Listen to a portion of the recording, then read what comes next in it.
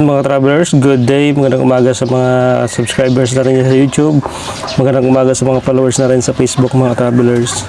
Yan, sa video ko ito mga travelers ay meron tayong isa-share sa inyo. Siyempre ngayon ay panahon ng krisis, panahon ng taghirap sa pagkain mga travelers, no? Itong ating isa-share sa inyo mga travelers, kaalaman lang naman ito para mas mapatibig kayo sa pagkonsumo ng itlog mga travelers. No, so nag-alaga tayo ng Buff Orpington. So napakamahal ang itlog ng Buff Orpington mga travelers.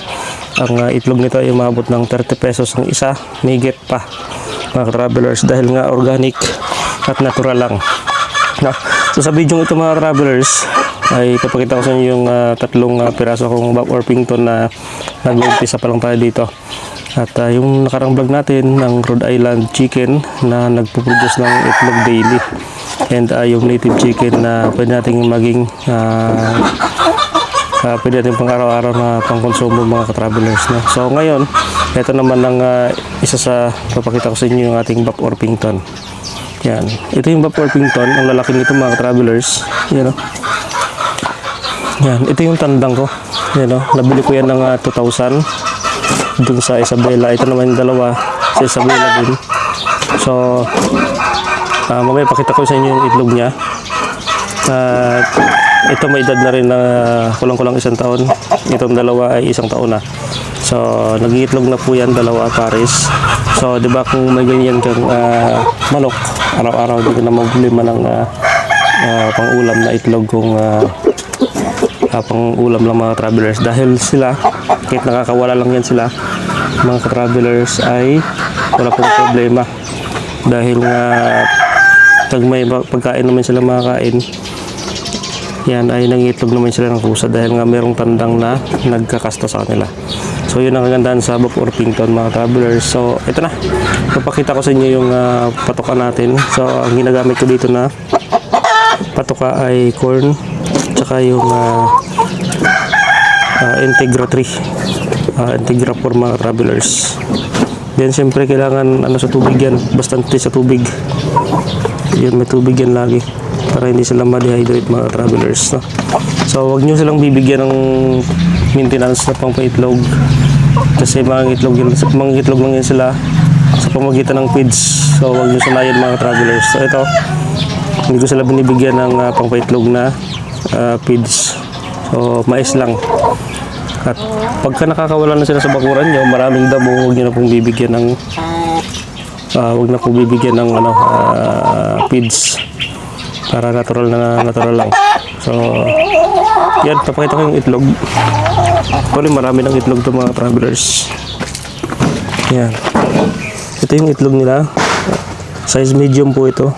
Yan, malaki ito, malaki yung itlog ng Buff Orpington. Isang piraso nito ay solve na po kayo sa pang-ulam. Diba? Pag may ganito ka lang, walang problema na. Haluan nyo lang ng mga travelers, mais, yung feeds, para hindi sila mangitlog sa pamagitan ng feeds. Yan ang malaki size medium. And yung isa, yung malaking nanay, nangitlog na siya ng large. Wala pa dito yung large. Ito yung large mga travelers. Laki Ito yung itlog ng isa. So magkaiba sila ng kulay. Medyo may maputi, medyo may brown talaga. So ayan mga travelers, sa pamamagitan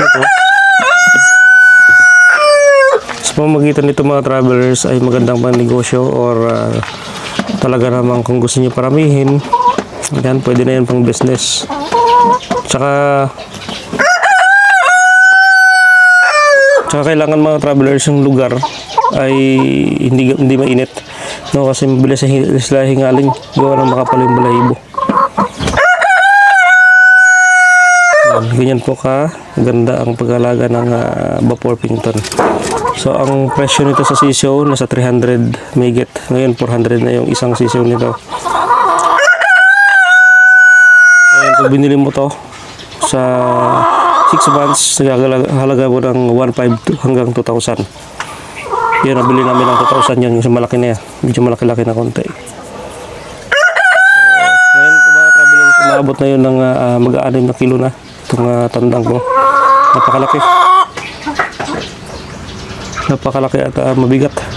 Ito naman yung dalawang inahin. Ayan. Ito mga travelers, mabigat na yung ating laki oh. Yan yung makita nyo. Malaki po ng ating Buff Orpington. Mas malaki pa ito sa Rhode Island na nasa farm. Laki oh. Ang bigat.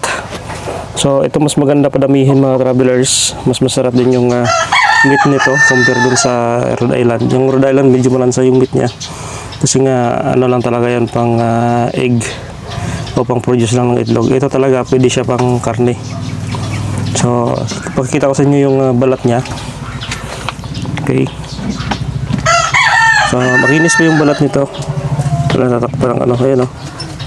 Ay marami na nga siyang kuto. So need ka na paliguan. Nako ayan oh. Ay, marami siyang kuto. So need ka na talaga paliguan. Yan. So laki niya mga travelers. Yan. Bukas papaliguan kita. Ang dami mong kuto guys. Nako. Kailangan mong maliguan ha. Dami mong kuto.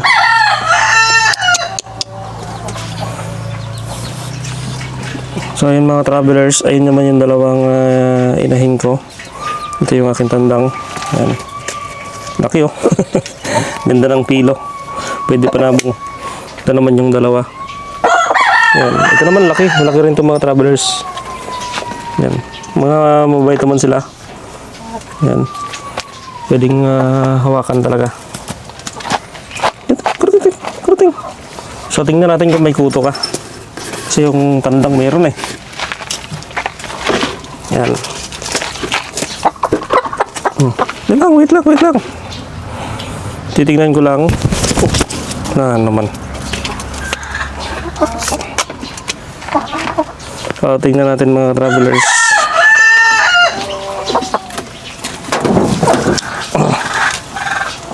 Itong bigat oh. Magta 3 kilo to mga travelers, bigat. Okay, tingnan natin kung meron kang kuto. Ay, wala siya. Yung tandang, ay, meron din. Kaya maganda. So, yung tandang, meron siyang kuto. Ito, meron din. Okay. Mabait. So ayun mga travelers na. Pag ito ay ito ay may lugar kayo na space na malawak, pwede po ito bitawan lang sa bakuran. Yan, ito pagka nakalipat kami ng farm mga travelers, bibitawan namin ito doon. At papakain na namin tuwing umaga. Yan, more on sila mais tsaka palay. Yan. Ito yung pinapatawa ko sa kanila. Dami nilang itlog. Do, tuka.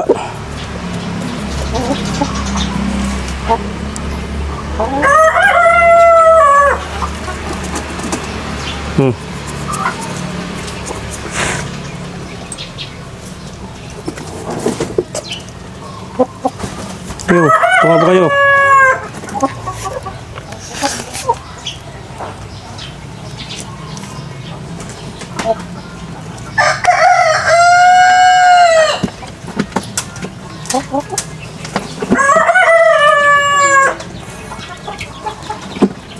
So yan mga travelers no.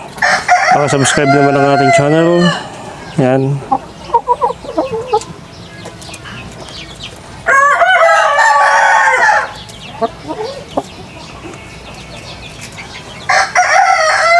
Laki.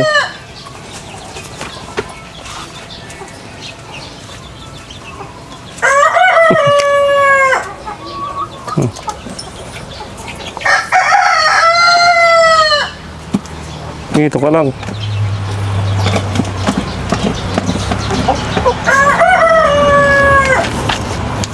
So yung mga travelers, sa mga gusto mag-alaga nito, pwede nyo ko i-PM, pwede kayo bumili ng itlog dito at i-incubate ninyo para meron kayong ganitong klase ng manok kasi nga napakamahal na manok to, napakamahal ng itlog nito mga travelers.